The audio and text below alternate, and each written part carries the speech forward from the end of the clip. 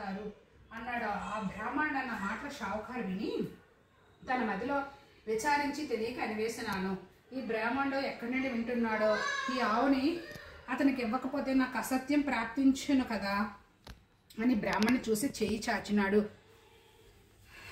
వెంటనే సొమ్ము పుచ్చుకొని ఆవును దోడును బ్రాహ్మణులకు షావుకారు ఇచ్చివేయగా ఆవును దోడును తోలుకొని అచ్చటి నుండి బయలుదేరి తన ఇంటికి వచ్చి వేసినాడు. ఆ ఆవును చూడగానే బ్రాహ్మణ స్త్రీ చంద్రుని చూసిన కలువల వలె సంతోషపడి వెంటనే పాలు పితికి కుమానికి పోసి ఆనందం పొందినది. ఇట్లు కొన్ని దినములు గడిచిన తర్వాత ఆవు ఎటుపోయినదో కనిపించలేదు. ప్రొద్దుపోయేటి వేళ అయింది. ఆవు రాకపోవడం ఉండటం చూసి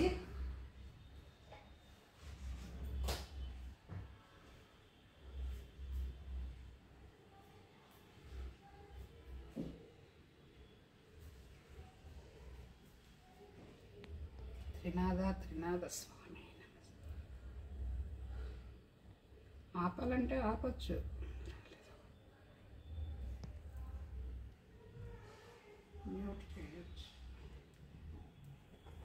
స్త్రీ చంద్రుని చూసిన కలువలోనే సంతోషపడిన వెంటనే పాలు పిది కుమారునికి పోసి ఆనందం పొందింది. ఇట్లు కొన్ని దినములు గడిచిన తర్వాత ఆవు ఎటుపోయినదో కనిపించలేదు. ప్రొద్దుపోయేటి వేలేనిది. ఆవు రాకపోవడం చూసి బ్రాహ్మణుడు వెతకబోయినాడు. వీధుల్లోనూ సమీపంలో ఉన్న వ్యవసాయ భూముల్లోనూ చూశాను. ఆవు కనిపించలేదు. తెల్లవారుగానే నిద్ర మేలుకొని ఆవును వెదుటికై బయలుదేరి కొంత దూరం నడిచి వెళ్ళి తోటలోని ఒక చెట్టుని చూసినాడు.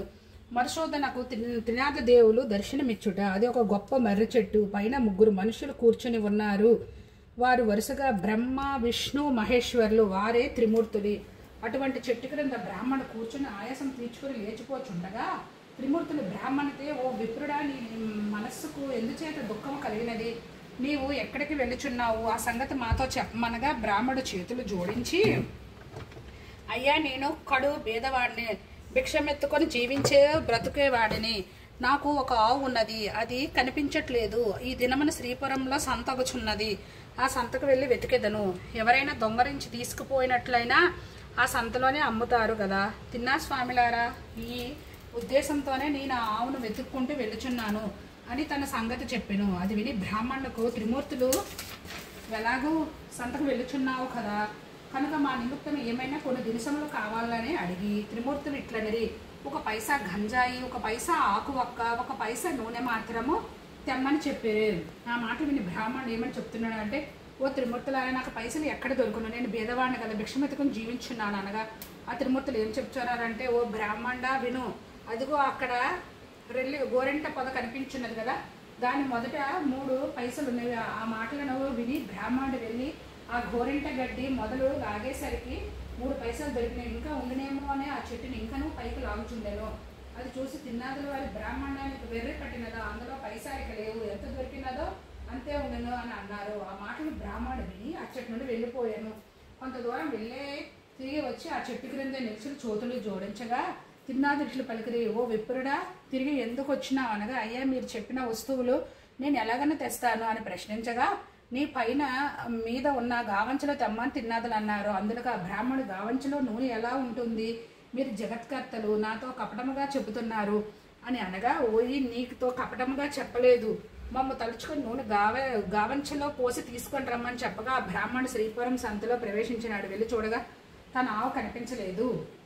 తిన్నాదులు కరణించే పై కంచెలో నూనె నిలుచుట. ఆకులు, వక్కాలు, గంజాయి తీసుకొని నూనె కోసం బజారుకు వెళ్ళి తిరుకుల వానికి 1 పైసా నూనెను ఈ గవంచలో పోయమన్నాడు. అందులో కల తిరుకులవాడు ఆశ్చర్యపడి, ఆ బ్రాహ్మణుడు పిచ్చివాడు కాబోలును, నూనె లేదని చెప్పినాడు. అక్కడి నుండి వెళ్ళి ఒక ముసలి తిరుకుల వాడిని నూనె అడిగినాడు. అంత ముసలివాడు దిగుమంటి నూనె ఎంతటి కావాలని అడగగా 1 పైసా నూనె మాత్రము తెమ్మని బ్రాహ్మణుడు గావంచను చూపినాడు. తిరుకులవాడు, అయ్యో, ఈ బాపనయ్య వికారపువాడు కాబోయి వీడిని మోసం చేసి పైసా తీసుకుంటాను అని ఆలోచించి కొలత పాత్రను తిరగవేసి నూనె కొలత వేసి ఇచ్చినాడు. విప్రుడు గావంచ కొన చెంగు పట్టుకొని అక్కడి నుండి వెళ్ళిపోయినాడు. అంతే, తిరుకులవాని కుండలో నూనె కొంచెమైనాను లేకుండా పోయినది. అది చూసి తిరుకులవాడు మూర్చపోయినాడు. తిరుకుల వాళ్ళందరూ పరిగెత్తుకు వచ్చి ముసలివాని ముఖంపై నీళ్లు చల్లి సేద తీర్చి కూర్చోబెట్టారు. ఏమి చెప్పుదును, ఎక్కడి నుండో ఒక బ్రాహ్మణుడు వచ్చి గిద్దెడు నూనె కొన్నాడు. ఇప్పుడే ఇటు వెళ్ళాడు. కుండలో చూడగానే నూనె లేదని చెప్పగా అందరూ విచారించినారు. ఆ విప్రుడు మా వద్దకు వచ్చి, మమ్మ